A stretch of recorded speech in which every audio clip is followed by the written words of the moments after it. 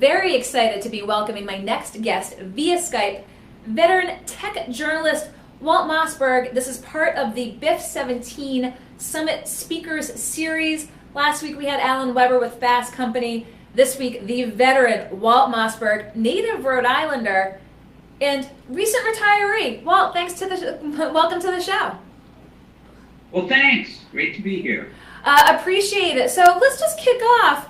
How is retirement treating you? As you're doing interviews still. I don't know, 5 whole weeks retirement, so I'm not really an expert at it, but it's been great so far. Well, so far so good. You're not quite, we're pulling you out because you're going to be here at the BIF Summit in September. One of the top names of someone who has been covering the tech industry since its nascent days, with the Wall Street Journal since 91 to 2013. We kind of were talking here, you are the Rosetta Stone, Walt, of connecting all of these changes in technology for the average person to read and understand over that course of time. Give me, if you can, in your opinion, the top 5 people who really made that jump from where we are, from these big box computers to where we are holding our phones today.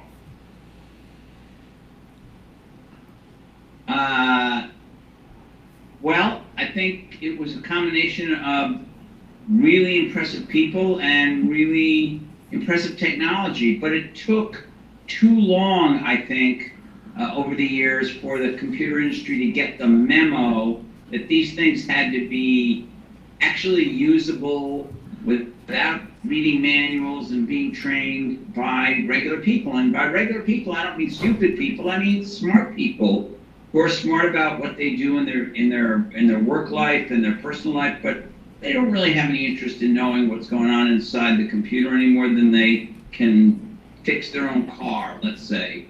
And it just took a long time, but we have gotten there for the most part. And so who were those folks? We know Steve Jobs, you've covered the industry. Who were the ones that we might have known about or might not have known about that made that shift to where we are today? Well, you mentioned Steve Jobs, and I could just say, well, we all know Steve Jobs, but he was super important to this process because he built his company along with his co-founder, unlike how the other people built theirs. He built his so that the products were meant for the actual person who's going to be using it, rather than for, let's say, the IT director of a company, or when he built the iPhone, he didn't really build it for AT&T or Verizon. He built it for the person who was going to use it, and that wasn't true of other people. But there are other super important contributors.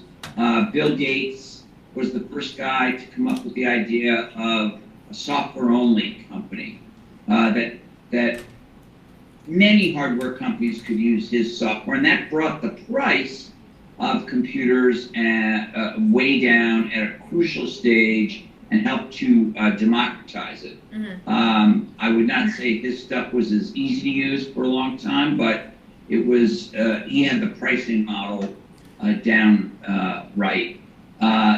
You can continue right on through people like Mark Zuckerberg. Obviously, people have different opinions about Facebook, but he's got 2 billion people. There's 7 billion people on Earth. He's got 2 billion of them on his service, and it's used by your grandmother. It's used by your kids in elementary school, or 13 and older. 13 and by almost everybody, and that's a pretty huge achievement. And there's just a whole chain of people like that. Those are the top 3. Again, any sleepers we might not know about that really folks, as you covered, said should know that really brought us to where we are today? Yeah, I'll give you some examples. There's a guy named Philippe Khan, and Philippe Khan is an engineer, computer engineer, who came over from France in probably the 70s and did a bunch of important products for business, productivity kind of products, But he's also the guy, he had a baby daughter, and it inspired him to invent the camera phone. And you probably haven't heard of him, and most people haven't heard of him. Yeah, well, not that phone, but I mean, it was a very simple flip phone. But he figured out a way to hook it up to a camera, and the first camera phone photo that was, widely shared outside the lab was of his baby daughter. So he's an example. Another one, a guy named Jeff Hawkins, and he was the engineer, and his partner, a woman named Donna Dubinsky, who was the business genius behind him, and they founded Palm, and they really invented the pocketable computer. The first one you would ever want to use was called the Palm Pilot, and then they eventually created one of the first smartphones called the Trio, and they did that together. So people like that, whose names are not, they're not making movies about them like they are about Steve Jobs, they had a very important role along the way. Well, again, a few interesting names of, folks might not know, as you said, sort of at their fingertips or on the tips of their tongue. And you've covered it all, as we know, and we're here in 2017. I think the question I have for you, Walt, is where do we go from here? Are we looking at embeddables? Are we looking at Google Glasses? Where are we going to be in 10 years? I think the next phase, which will take 10 years, maybe 20 to get perfectly right, is going to be called what I use the term ambient computing. So in other words, the computer, including the computer you're holding in your hand, your smartphone, is going to gradually disappear. And everything around you, in the two rooms we're in, the walls, the floors, the ceilings, the carpeting, the clothing we're wearing, and everything will have sensors and processors and connections to the cloud. And you'll be able to talk to them. You may think the Amazon Echo is an advanced thing, but it's just it's going to be looked back upon as very crude. You're going to be having in your field ahead of you, you're wearing a lovely pair of glasses. Those glasses are going to be computers, essentially. You're going to see, and I'm not talking about even 10 years on that. That's going to happen faster. You're going to see virtual objects in the room. If you want to redecorate that studio, you and your team, you'll be able to put virtual representations, 3D, fully looking like real things, right there in front of you. You'll all be able to look at them, discuss, well, should this go here? Should that go there? So I can get rid of the Philco back here?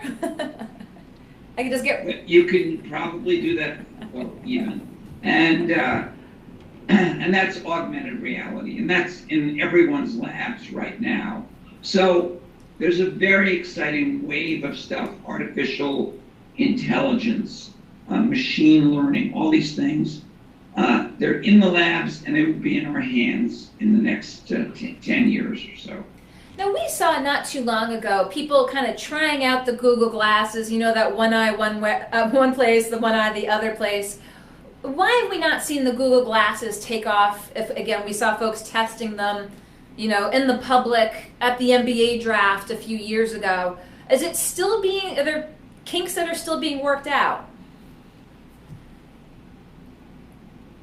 Well, Google Glasses really were just essentially putting some of the functions of a phone into a little screen above your glasses, and they cost a lot of money. And they originally hoped they would be a big consumer product.